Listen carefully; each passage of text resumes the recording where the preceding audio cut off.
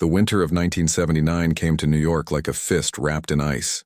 Snow turned to slush within hours, staining the sidewalks of Little Italy with a grayish-brown film that never seemed to wash away.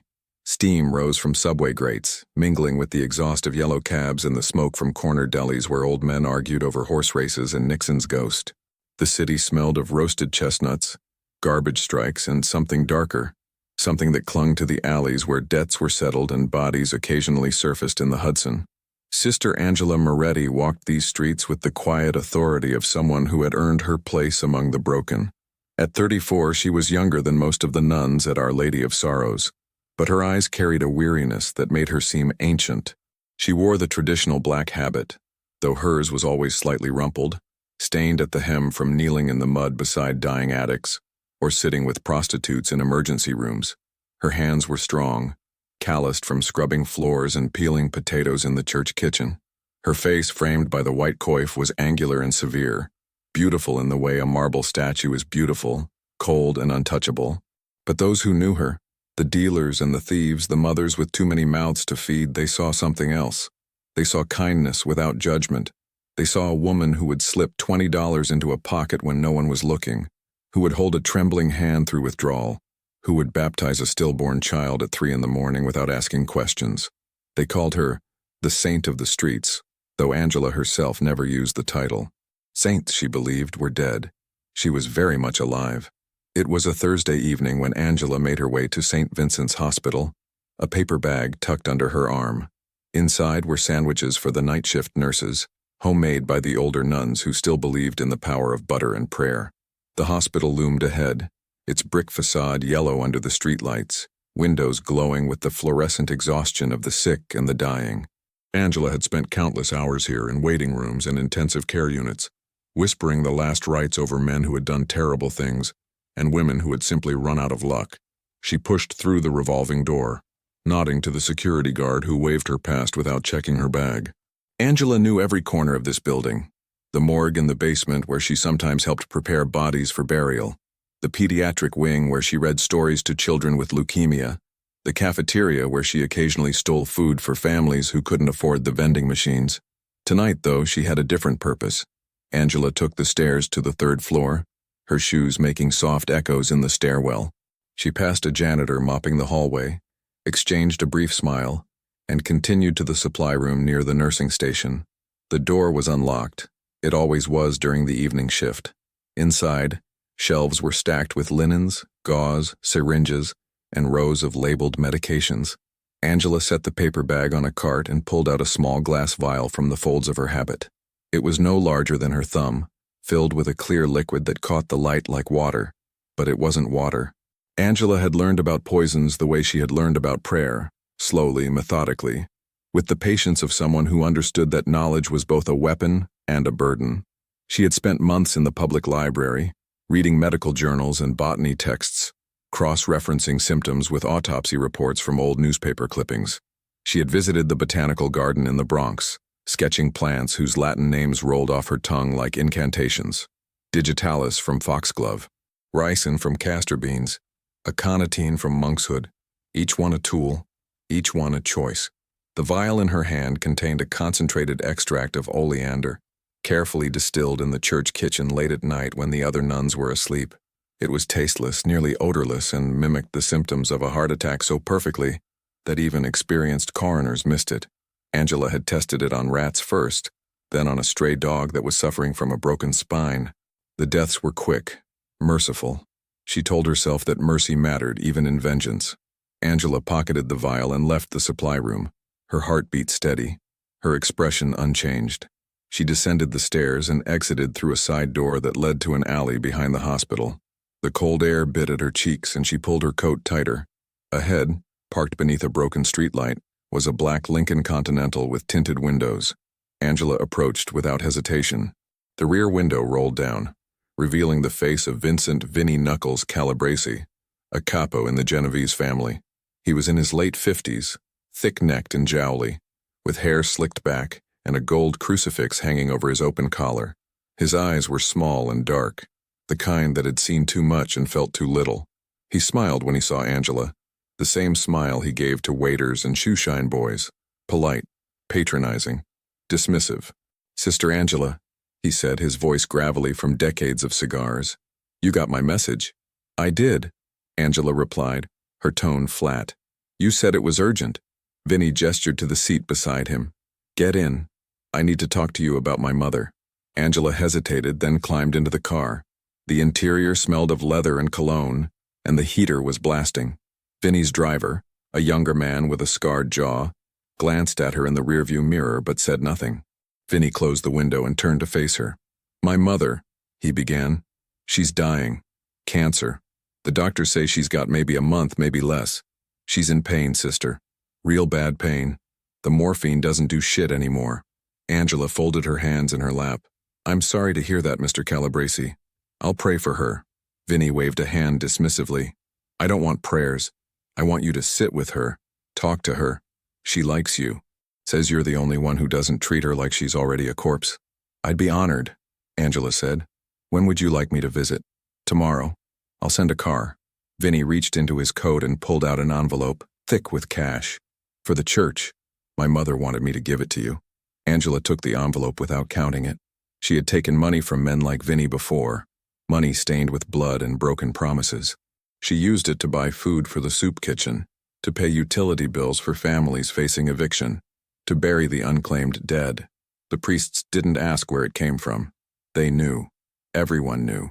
"Thank you," Angela said. "Your mother is a good woman." Vinny's expression softened just for a moment. "Yeah, she is. Better than me, that's for sure." Angela met his gaze, her eyes steady. "We're all sinners, Mr. Calabresi. Some of us just hide it better." Vinny laughed, a sharp bark that echoed in the confined space. "You got that right, sister, you got that right." Angela left the car and walked back into the hospital, her mind already calculating. Vinny's mother, Rosa Calabresi, was a frequent visitor to Our Lady of Sorrows. She was devout, generous, and utterly ignorant of the blood that funded her rosaries and novenas. Angela had sat with her many times, listening to stories of the old country, of a husband who had died young, of sons who had disappointed her in ways she could never articulate. Rosa was not the enemy, but her son was. Vinny Calabresi had been there the night Angela's family died. She had seen him through the crack in the closet door, standing in the living room while her father knelt on the carpet, begging for mercy that never came. She had been 14, small enough to hide, quiet enough to survive. She had watched her father's execution, her mother's screams silenced by a bullet, her younger brother dragged into the kitchen and beaten until the sound stopped. Vinny had been the one holding the gun to her father's head. She remembered his face, the cold indifference, the bored efficiency of a man who killed the way other men filed taxes. Angela had spent 20 years trying to forget. She had joined the convent at 18, seeking refuge in ritual and obedience. She had prayed until her knees bled, fasted until she fainted, studied scripture until the words blurred into meaningless shapes. But the memories never left. They lived in her chest, a weight that pressed against her ribs with every breath. And eventually she realized that forgiveness was a lie the church told to keep people docile. Justice was what the dead deserved, and if God wouldn't deliver it, Angela would. She returned to the convent just before midnight, slipping through the side entrance and climbing the narrow stairs to her room. The building was silent except for the creak of old wood and the distant hum of traffic. Angela's room was small and bare, a single bed, a wooden desk, a crucifix on the wall. She knelt beside the bed and clasped her hands, her lips moving in a prayer she no longer believed. When she finished, she opened the drawer of her desk and pulled out a leather-bound journal. Inside were names, dates, locations, photographs clipped from newspapers. The 5 men who had murdered her family, all of them still alive, still powerful, still untouched by the law. Vinny Calabresi was third on the list. The first 2 were already dead, one from a stroke at a wedding reception, the other from kidney failure after a charity dinner. The doctors had ruled both deaths natural. The families had mourned. Angela had watched from the back of the church, her hands folded in prayer, her heart empty of remorse. She ran her finger over Vinny's name, written in careful script. Tomorrow she would visit his mother. She would hold Rosa's hand, read from the Psalms, offer comfort in her final days. And when the time was right, when Vinny's guard was down, Angela would act, not out of hatred, not out of rage, but out of duty. The dead deserved a reckoning, and Angela Moretti was their instrument. Outside, the city groaned and shuddered, its streets slick with ice and sin. Somewhere a siren wailed. Somewhere a deal was made. Somewhere a mother wept for a son who would never come home. Angela closed the journal and returned it to the drawer. She extinguished the candle on her desk and lay down on the narrow bed, still fully dressed. Sleep came slowly, and when it did, it brought no peace. Only the memory of gunfire and the smell of her father's blood on the carpet. Tomorrow the work would continue. Tomorrow another name would be crossed off. Tomorrow Angela would wear her habit and her rosary, and the world would see a saint. But beneath the veil she was something else entirely. She was a daughter, a witness, a killer, and she was far from finished. Rosa Calabresi died on a Sunday morning, 3 weeks after Angela's first visit. The old woman had slipped away quietly, her rosary still clutched in her gnarled fingers, her final breath a whisper of gratitude for the nun who had stayed by her side. Angela had been there, reading from the book of Job, her voice steady as Rosa's pulse grew fainter. When it was over, Angela closed Rosa's eyes, kissed her forehead, and called for the nurse. Vinny arrived an hour later, red-eyed and uncharacteristically subdued. He thanked Angela, pressed another envelope of cash into her hands, and promised a donation to the church in his mother's name. Angela attended the funeral at Holy Rosary, standing in the back while the priest delivered a eulogy that glossed over Rosa's sons and focused on her charity. The church was packed. Old women in black veils, men in tailored suits, children squirming in pews. Angela watched Vinny throughout the service, noting the way his jaw tightened when the priest mentioned forgiveness, the way his hand trembled when he touched his mother's casket. Grief was a vulnerability. Angela filed it away for later. The repast was held at a banquet hall in Little Italy, a sprawling room with chandeliers and long tables groaning under the weight of food. Baked ziti, roasted chicken, trays of cannoli and sfogliatelle. The air was thick with the smell of garlic and red wine, and the conversations were loud, punctuated by bursts of laughter that seemed out of place at a funeral. Angela moved through the crowd like a shadow, offering condolences, accepting embraces from women who remembered her from the soup kitchen. She ate sparingly, a small plate of pasta and a glass of water, and kept her distance from the men who gathered in the corner, smoking cigars and speaking in low tones. Vinny found her near the dessert table, his tie loosened, his eyes glassy from whiskey. "Sister," he said, gripping her shoulder. "Thank you, for everything. My mother, she loved you, said you reminded her of her own mother." Angela inclined her head. "She was a good woman, Mr. Calabresi. I'll miss her." Vinny's grip tightened, and for a moment, Angela saw something raw in his expression. Pain, regret, something almost human. Then it was gone, replaced by the hard mask he wore like armor. "You ever need anything, sister, you call me. I mean it. Anything." Angela smiled faintly. "I'll remember that." She excused herself and made her way to the bathroom, a small tiled room at the end of a hallway. Inside, she locked the door and leaned against the sink, staring at her reflection in the mirror. Her face was pale, her eyes dark-circled. She looked like what she was, a woman who hadn't slept in weeks, who carried the weight of the dead on her shoulders. Angela splashed water on her face, dried her hands, and left the bathroom. The hallway was empty except for a young man in a waiter's uniform, carrying a tray of dirty plates. Angela recognized him, a former altar boy from Our Lady of Sorrows, now working part-time to pay for community college. His name was Michael, and he had a kind face, the kind that hadn't yet been hardened by the city. "Sister Angela," he said, surprised. "Didn't expect to see you here." "I could say the same," Angela replied. "How's school?" Michael shrugged. "It's all right. Tough, you know. But I'm managing." He hesitated, then lowered his voice. "Can I ask you something?" Angela nodded. "These guys," Michael said, glancing toward the banquet hall. "The ones with the suits and the cigars. They're, connected, right? Mob guys?" Angela didn't answer immediately. She studied Michael's face, saw the curiosity mixed with fear, the same look she had seen in her own reflection 20 years ago. "Yes," she said finally. "Some of them are." Michael shifted his weight, uncomfortable. "My cousin, he got mixed up with them. Owed money. They beat him so bad he can't walk right anymore. I don't get how people like that can act so normal. Like they're not monsters." Angela placed a hand on Michael's arm, her touch light but firm. "Because they don't see themselves as monsters, Michael. They see themselves as businessmen, providers. They justify what they do by convincing themselves it's necessary. That's how evil works. It doesn't announce itself. It just becomes ordinary. Michael looked down at the tray in his hands. Doesn't seem right. Doesn't seem like there's any justice. There isn't, Angela said quietly. Not in this world. Not unless someone makes it. She left Michael standing in the hallway and returned to the banquet hall. The afternoon wore on, the crowd thinning as guests paid their respects and left. Angela waited until Vinny was alone, seated at a table near the bar, a glass of whiskey in front of him. She approached carefully, her hands clasped in front of her. "Mr. Calabresi," she said. "May I sit?" Vinny gestured to the chair across from him. "Sure, sister. Keep me company." Everyone else cleared out. Angela sat, folding her hands on the table. "Your mother spoke often about you. She was proud of you." Vinny laughed bitterly. "She shouldn't have been. I'm not exactly a model son. Mothers see what they want to see," Angela said. "She loved you. That's what mattered to her." Vinny drained his glass and poured another from the bottle on the table. He didn't offer Angela any. "You ever lose someone, sister? Someone you loved?" Angela's expression didn't change. "Yes, a long time ago." "Then you know," Vinny said.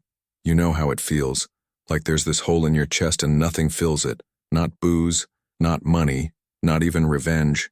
Angela leaned forward slightly. "Revenge?" Vinny waved a hand. "Figure of speech. I'm not looking for revenge. My mother died of cancer. That's just bad luck." "And if it wasn't bad luck?" Angela asked. "If someone had taken her from you deliberately?" Vinny's eyes narrowed. "Then I'd kill them. Slowly." Angela held his gaze. "Would that fill the hole?" Vinny didn't answer. He stared into his glass, his jaw working. After a long moment, he looked up. "Why are you asking me this, sister?" Angela stood, smoothing the front of her habit. "Because I wanted to understand you, Mr. Calabresi, and now I do." She left the banquet hall and walked out into the cold February air. The sun was setting, casting long shadows across Mulberry Street. Angela pulled her coat tighter and began the walk back to the convent, her mind already turning to the next name on her list. Salvatore Sally Shoes Greco, underboss of the Lucchese family. He would be harder to reach than Vinny, more cautious, more protected. But Angela had time. She had patience. And she had something the men of the 5 families would never suspect. A woman in a habit, invisible and untouchable. That night, Angela knelt in the chapel at Our Lady of Sorrows, the only light coming from the votive candles flickering on the altar. She prayed, not for forgiveness, but for strength. She prayed that her hands would remain steady, that her resolve would not falter, that the dead would find peace in her actions. She prayed to a God she no longer believed in, because the act of prayer was all she had left of the girl she used to be. When she finished, Angela rose and returned to her room. She opened the journal and crossed Vinny Calabresi's name off the list. The vial of oleander extract, now empty, sat on her desk. She would need to make more. The work was far from over. Outside, the city rumbled and hissed, its streets alive with the sins of the desperate and the damned. Angela extinguished the candle and lay down in the dark, her eyes open, her mind calculating. Tomorrow, she would visit the botanical garden. Tomorrow, she would begin the next phase. Tomorrow, she would continue to be what the world needed her to be, a saint, a shadow, a killer, and the 5 families would never see her coming. Detective Frank Donovan had been on the force for 16 years, long enough to recognize patterns that others missed. He had worked homicide, narcotics, and organized crime, moving through the NYPD like a man who couldn't quite find where he fit. He was 42, divorced, and perpetually tired, with a face that looked like it had been carved from granite and left out in the rain. His colleagues respected him, but they didn't like him. Donovan asked too many questions, pushed too hard, and refused to look the other way when money changed hands in dimly lit bars. He was a pain in the ass, and everyone knew it. In March of 1979, Donovan was assigned to a task force investigating a series of deaths among high-ranking members of New York's organized crime families. On the surface, the deaths appeared natural: heart attacks, strokes, organ failures. But something about the timing bothered Donovan. 4 capos, 2 underbosses, and 1 consigliere, all dead within 6 months, all of them relatively healthy before their sudden declines, all of them connected to the 5 families. Donovan spread the autopsy reports across his desk at the precinct. a cluttered room that smelled of burnt coffee and stale cigarettes. He lit a Marlboro and studied the files, looking for connections. The toxicology reports were clean, no poisons detected, no unusual substances. But Donovan knew that the absence of evidence wasn't the same as evidence of absence. Some poisons broke down quickly in the body, leaving no trace. Some mimicked natural causes so perfectly that even seasoned coroners missed them. His partner, a younger detective named Eddie Rizzo, leaned over Donovan's shoulder and whistled low. "Jesus, Frank, you really think someone's knocking off these guys?" Donovan tapped ash into a styrofoam cup. "I think it's possible." "Who the hell would be stupid enough to go after the mob?" Eddie asked. "And how would they even do it? These guys have bodyguards, tasters, the whole 9 yards. "That's what bothers me," Donovan said. "Whoever's doing this, they're smart. They're patient. And they have access." Eddie frowned. Access to what? Donovan pulled out a separate file, one he had compiled himself. Inside were photographs of the victims at various events, weddings, funerals, charity dinners. In the background of several photos, barely noticeable, was a figure in a black habit, a nun. Donovan tapped the photo with his finger. "Her," he said. Eddie squinted at the image. "A nun? You gotta be kidding me." "I'm not," Donovan said. "Her name is Sister Angela Moretti. She's attached to Our Lady of Sorrows in Little Italy. She does hospital visits, charity work, the whole saint routine. And she's been present at events involving every single one of these victims." Eddie laughed. "Come on, Frank, you think a nun is poisoning mobsters? That's insane." Donovan stubbed out his cigarette and lit another. "Is it? Think about it. She's got access to hospitals, kitchens, funeral homes. She's trusted. Nobody suspects her. She's invisible." Eddie shook his head. "Even if she wanted to, how would she know how to poison someone? Nuns don't exactly study chemistry." "Maybe she does," Donovan said. "Maybe she's smarter than we think." Eddie leaned back, crossing his arms. "You're reaching, Frank. You got no evidence, no motive, nothing. Just a nun who happens to be in the wrong place at the wrong time." Donovan knew Eddie was right. He had nothing concrete, just a hunch and a pattern that felt too deliberate to be coincidence. But hunches had served him well in the past, and Donovan trusted his instincts more than he trusted the system. He gathered the files and locked them in his desk drawer. "I'm going to look into her," Donovan said. Quietly. "Off the books." Eddie sighed. "You're going to get yourself in trouble, Frank. These families, they don't like people snooping around their business. And the church? They're worse. You start accusing a nun of murder, you'll have every cardinal and monsignor in the city breathing down your neck." "Let them," Donovan said. "I've been in trouble before." Over the next 2 weeks, Donovan began digging into Sister Angela Moretti's background. He started with the basics: birth records, baptismal certificates, convent enrollment. Angela had been born in 1945 in Brooklyn, the daughter of Carlo and Maria Moretti. Carlo had worked as an accountant for various businesses in Little Italy, though Donovan suspected those businesses were fronts for the mob. Maria had been a homemaker. Angela had a younger brother, Luca, born in 1950. In 1959, when Angela was 14, her entire family had been murdered in their home. The case had been investigated by the NYPD, but no arrests were ever made. The file was thin, filled with dead ends and witness statements that led nowhere. Donovan read through the reports, his jaw tightening. The murders had all the hallmarks of a mob hit: execution-style killings. No forced entry, no robbery. Whoever had done it knew the family, knew the house, knew how to make it look like a message. Angela had survived. According to the file, she had been found by a neighbor the next morning hiding in a closet, covered in blood. She had been questioned, but she claimed she hadn't seen anything, hadn't heard anything. The case went cold. Angela was placed in the care of the church, and 4 years later, she took her vows and joined the Sisters of Mercy. Donovan sat back in his chair, staring at the file. A 14-year-old girl, the sole survivor of a massacre, raised by the church and now working among the very men who might have ordered her family's deaths. It was a hell of a motive, but it didn't prove anything. He decided to observe Angela himself. Over the next week, Donovan followed her discreetly, blending into the crowds of Little Italy, watching from parked cars and street corners. Angela's routine was predictable: morning mass, soup kitchen shifts, hospital visits, evening prayers. She moved through the city with a quiet efficiency, never hurried, never careless. She spoke to everyone. Addicts, prostitutes, gangsters, cops. She had a way of making people feel seen, heard, valued. Donovan found himself grudgingly impressed. One afternoon, Donovan watched Angela enter a small Italian restaurant on Mott Street, a place known to be a frequent meeting spot for members of the Gambino family. She sat at a corner table with an elderly man, frail and coughing, his hands trembling as he sipped espresso. Donovan couldn't hear their conversation, but he saw the way Angela held the man's hand, the way she leaned in and listened with complete attention. After 20 minutes, she left, and the old man sat alone, staring into his cup. Donovan approached the table after Angela was gone. The old man looked up, suspicious. "I'm not a cop," Donovan lied, showing empty palms. "I just wanted to ask about the nun. Sister Angela. She a friend of yours?"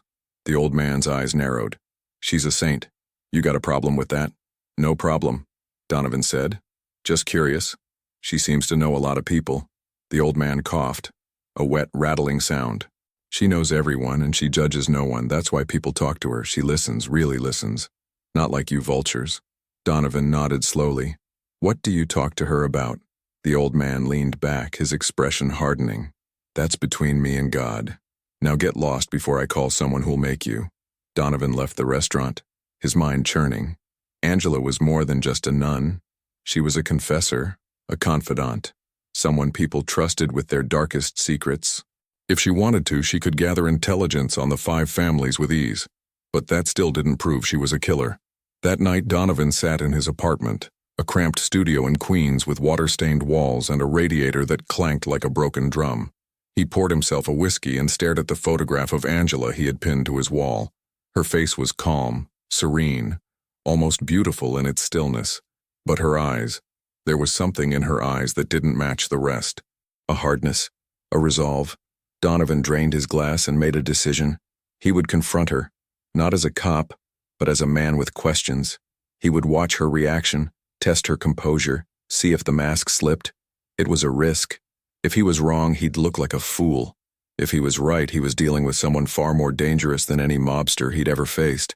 The next morning, Donovan waited outside Our Lady of Sorrows, leaning against a lamppost, smoking a cigarette. Angela emerged from the church just after 8, a basket of food in her arms. She saw Donovan immediately, her steps slowing but not stopping.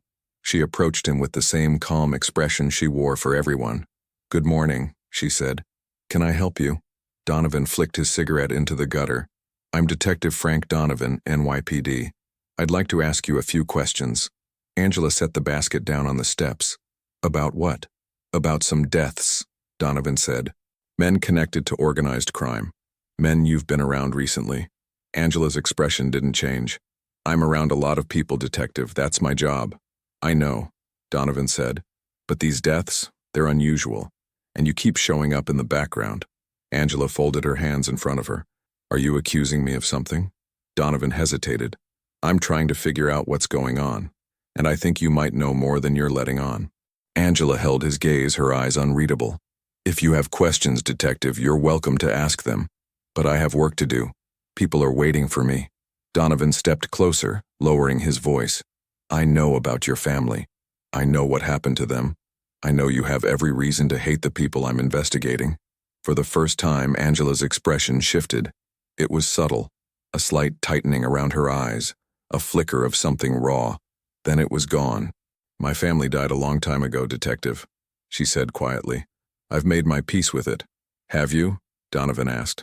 Angela picked up the basket and turned to leave. "If you want to talk to me again, Detective, you know where to find me. But next time, bring evidence, not accusations." She walked away, disappearing into the crowded streets of Little Italy. Donovan watched her go, his hands clenched in his pockets. He had rattled her. Just barely, but he had, which meant he was right.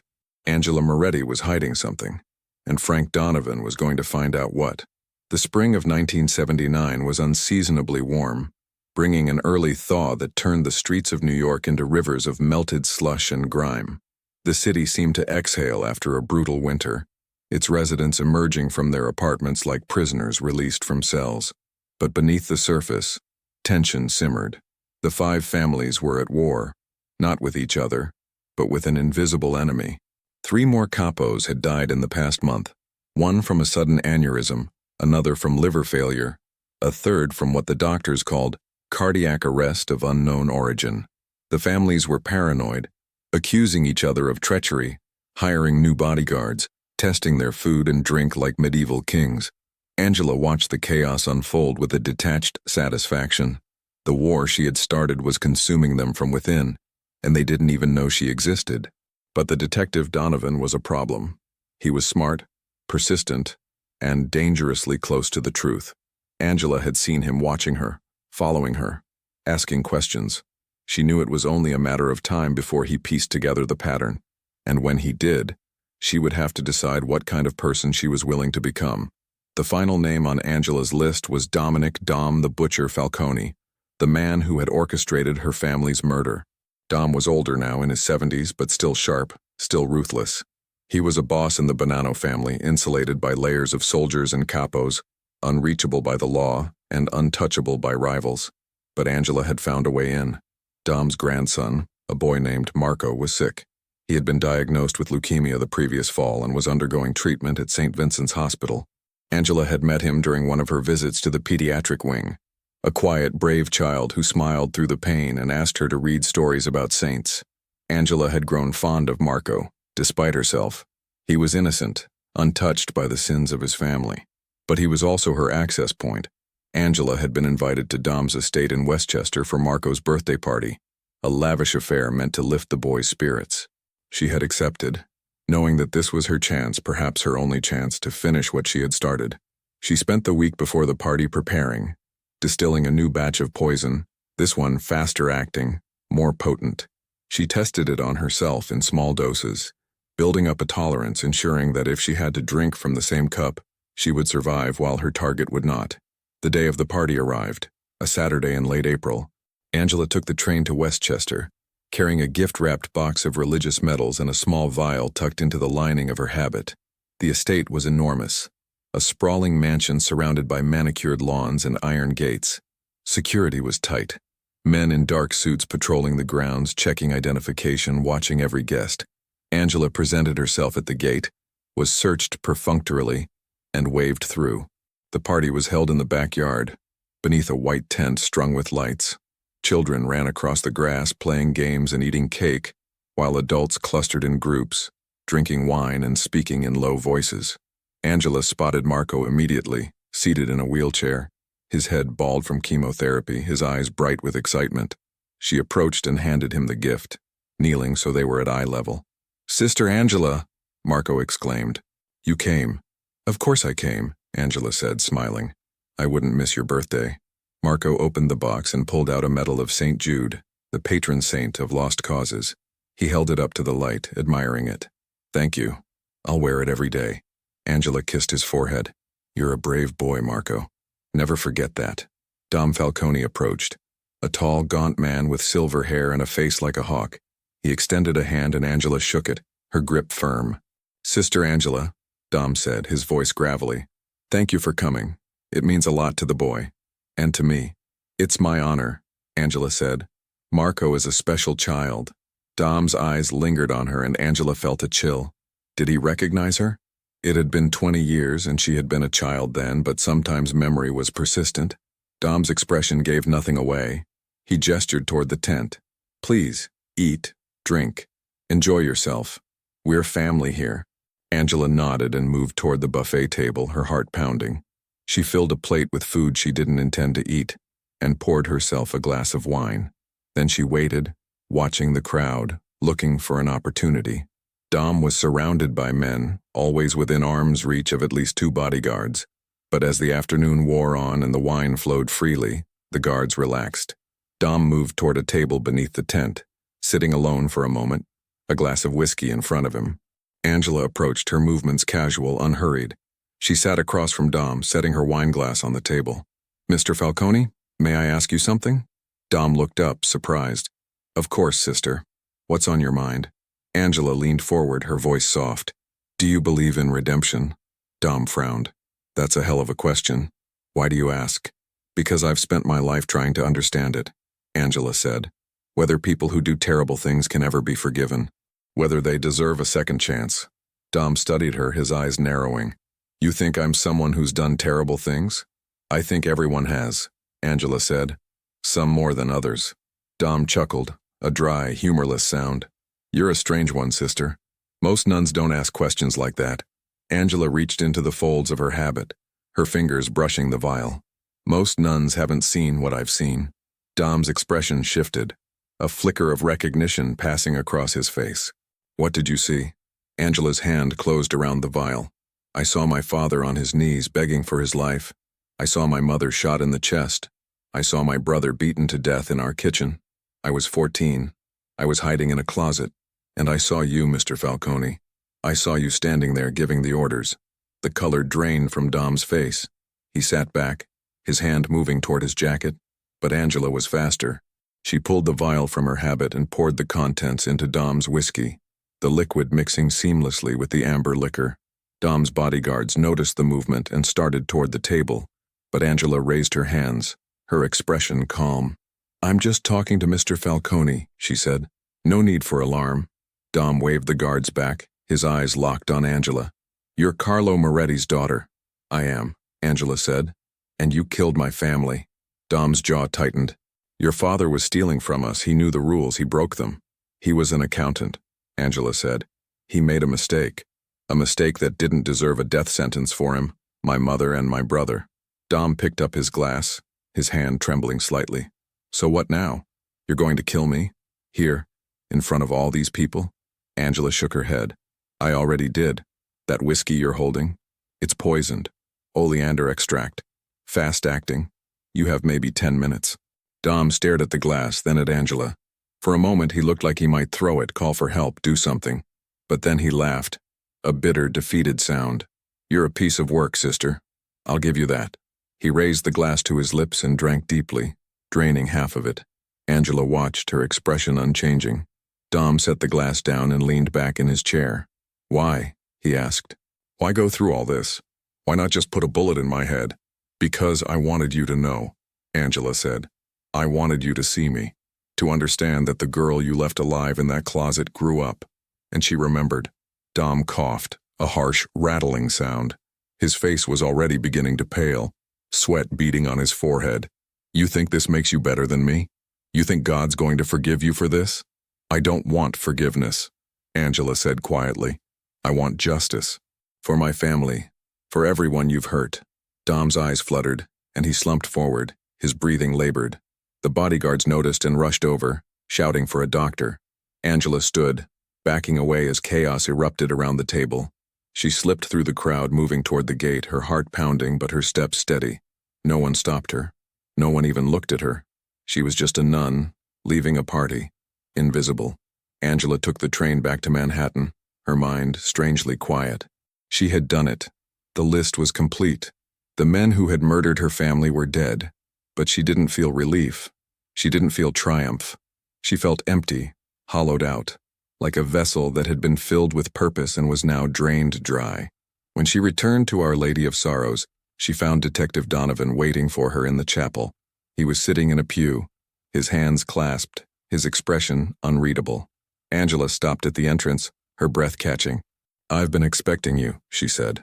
Donovan stood, turning to face her. I know what you did. All of it. I can't prove it, but I know. Angela walked down the aisle, her footsteps echoing in the empty chapel. She stopped a few feet from Donovan, meeting his gaze. Then why are you here? Why not arrest me? Because I don't know if I can, Donovan said, and because I'm not sure I want to. Angela frowned. What do you mean? Donovan ran a hand through his hair, his frustration evident. You killed 7 men, maybe more. You're a murderer, but you're also the only person who's ever held these families accountable. The law couldn't touch them. The system failed. So you did what no one else could. Angela's voice was barely above a whisper. And you think that makes it right? I think it makes it complicated, Donovan said. I think you're guilty, and I think they deserved it. Both things can be true. Angela looked away, her eyes tracing the stained glass windows, the depictions of martyrs and saints. So what now? Donovan sighed. I don't know. I could take you in. Let the system decide. But we both know how that ends. You'd be dead before you ever saw a courtroom. Angela turned back to him. Then what do you want from me? Donovan met her gaze, his expression pained. I want you to stop. No more names. No more poison. Walk away, sister, before this destroys you. Angela was silent for a long moment. Then she nodded. I'm already destroyed, detective. I was destroyed the night they killed my family. Everything since then has just been survival. Donovan reached into his coat and pulled out a piece of paper, folded neatly. He handed it to Angela. I wrote a report. Everything I found. Every connection. I'm putting it in a sealed file. If you ever kill again, I'll open it. And I'll make sure the world knows who you are. Angela took the paper, her hand steady. And if I don't? Then we both live with what we know, Donovan said. And we both hope it's enough. He turned and walked out of the chapel, his footsteps fading into the night. Angela stood alone, the paper clutched in her hand, the weight of the past pressing down on her like a stone. She knelt in front of the altar, her head bowed, her lips moving in a prayer she no longer believed. Outside, the city roared and whispered, its streets alive with the sins of the desperate and the damned. Angela Moretti, the saint of the streets, the daughter of the murdered, the woman who had brought the 5 families to their knees, closed her eyes and wept, not for the men she had killed, not for the justice she had claimed, but for the girl she used to be, the girl who had hidden in a closet and survived, the girl who would never be innocent again. And in the silence of the chapel, surrounded by the ghosts of the dead, Angela made her choice. She would stop. She would walk away. She would carry the weight of her sins into whatever came next, and she would never speak of it again. But the legend would remain, whispered in the back rooms of Little Italy, in the confessionals and the funeral homes, in the places where faith and fear intertwined. The legend of the nun who poisoned the 5 families, the saint who became a sinner, the woman who proved that justice in the end was just another word for vengeance. And the city, cold and indifferent, would go on, because in New York, in 1979, nothing was sacred, not even saints.